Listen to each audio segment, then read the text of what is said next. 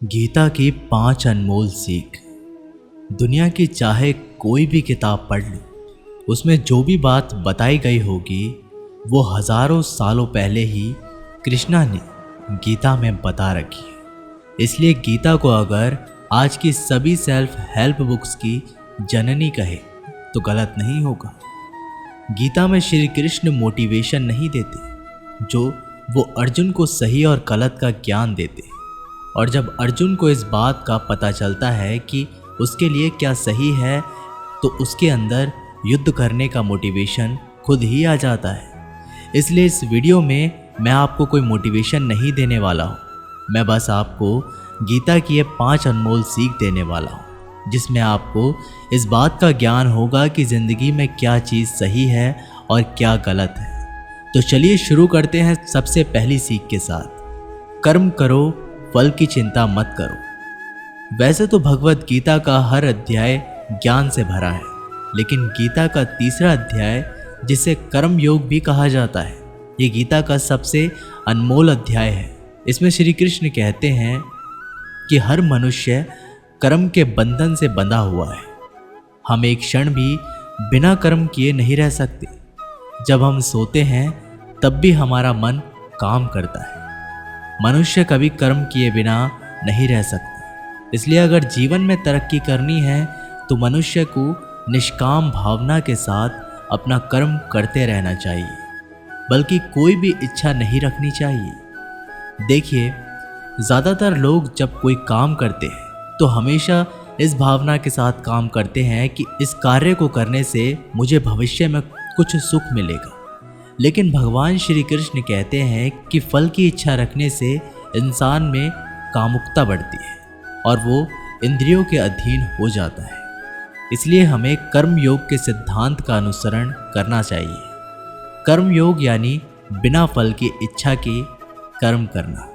इसके साथ साथ बिना फल की इच्छा के कर्म करने का एक फ़ायदा ये भी होता है कि आप काम पर ज़्यादा ध्यान दे पाते हैं।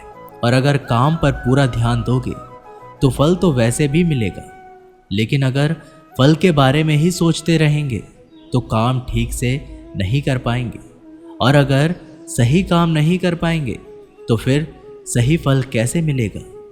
इसलिए कर्म करते जाओ, फल की इच्छा को त्याग दो। नंबर 2, सुख और दुख दिन रात की तरह आते जाते रहते हैं, हमें इनसे विचलित नहीं होना चाहिए।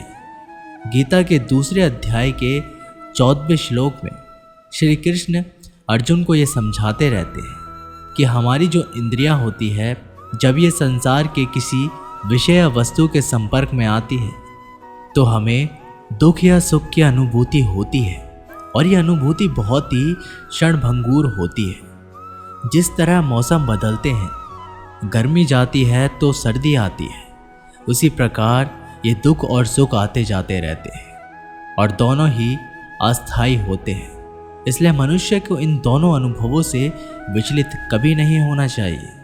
सुख में अत्यधिक खुश नहीं होना चाहिए, क्योंकि वो अस्थायी है, कुछ समय में चला जाएगा।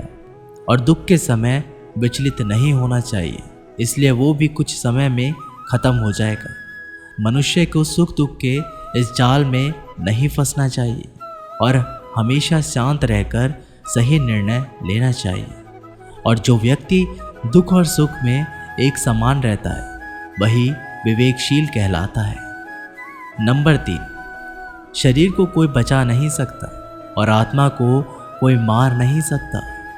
जब श्री कृष्ण अर्जुन से कहते हैं कि उठो पार्थ और अपने क्षत्रिय धर्म का पालन करो, तो अर्जुन कहते हैं कि मैं अपने पूजनीय भीष्म पितामह और गुरु द्रोणाचार्य को कैसे मार सकता हूँ, माधव।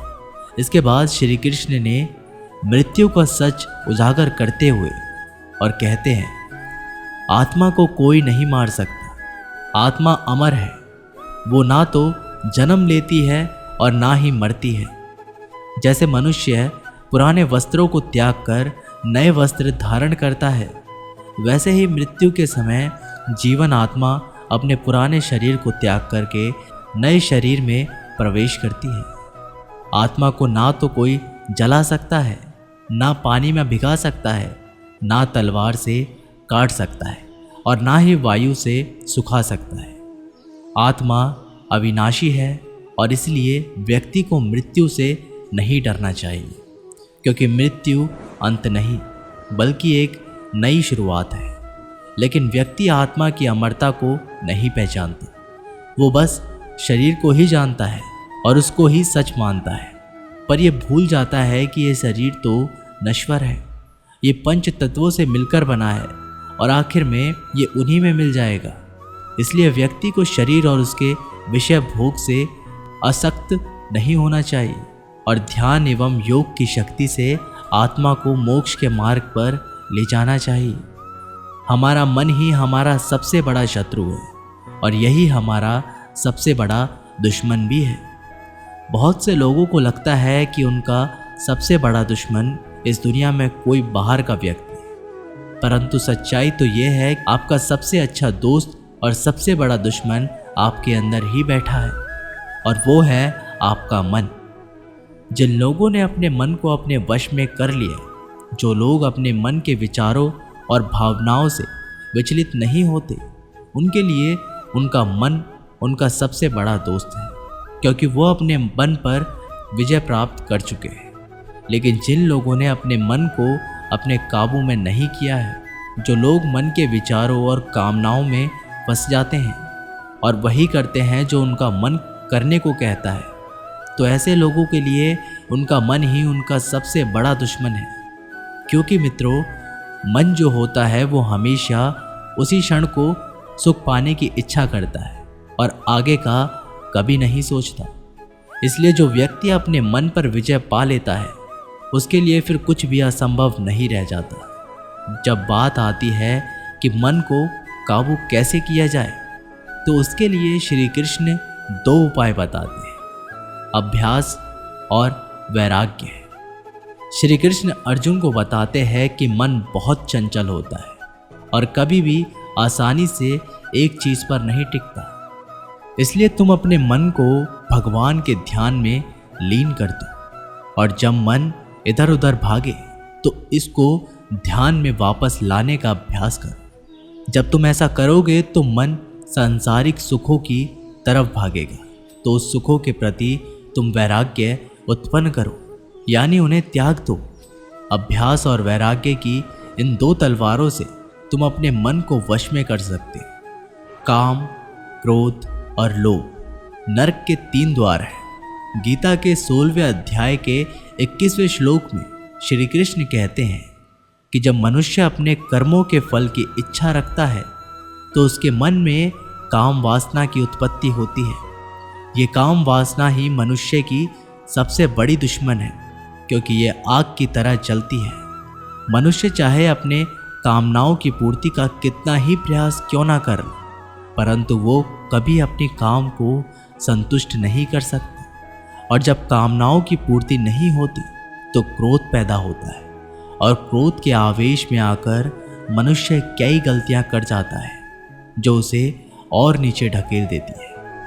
काम की उत्पत्ति का एक कारण लोभ भी है, क्योंकि मनुष्य अगर उतने में संतोष कर ले जितना उसके पास है, अगर वो अपनी इच्छाओं को कम कर दे और जब कामनाओं की पूर्ति नहीं होती तो क्रोध पैदा होता है और क्रोध के आवेग में आकर मनुष्य कई गलतियां करता है जो उसे और नीचे ढकेल देती है। काम की उत्पत्ति का एक कारण लोभ भी है, क्योंकि मनुष्य अगर उतने से संतोष कर ले जितना उसके पास है, अगर वो अपनी इच्छाओं को कम कर दे तो अपने शत्रु काम पर विजय पा सकता है। इसलिए मित्रों, पहले तो जीवन में संतोष रखना चाहिए। अगर आपका काम 10,000 के फ़ोन से चल सकता है, लेकिन फिर भी आप 1 लाख का फ़ोन लेने की सोचते हो, यही चीज़ आपके मन में काम की उत्पत्ति का कारण बनेगी। इसलिए सांसारिक सुखों की इच्छा को त्याग दो, क्योंकि उनसे मिलने वाला सुख बहुत ही क्षणिक होता है, जो कभी व्यक्ति को तृप्त नहीं करता। श्री कृष्ण ने गीता में कई बार काम के विषय में अर्जुन को बताया है। 3रे अध्याय के 40वें श्लोक श्री कृष्ण कहते हैं कि इंद्रियों और मन ही काम का जन्म स्थल है। इसलिए अगर काम रूपी दुश्मन को हराना है तो अपनी इंद्रियों को वश में करना सीखो और उन्हें भगवान में लगाओ। तो मित्रों, ये थी गीता की 5 सबसे बड़ी सीख। आशा करता हूँ श्री कृष्ण की ये बातें आपके जीवन में अपनाकर आप अपना जीवन बेहतर बनाएंगे। मिलते हैं एक नई वीडियो के साथ, तब तक के लिए अपना ख्याल रखिएगा। बहुत बहुत धन्यवाद। राधे राधे।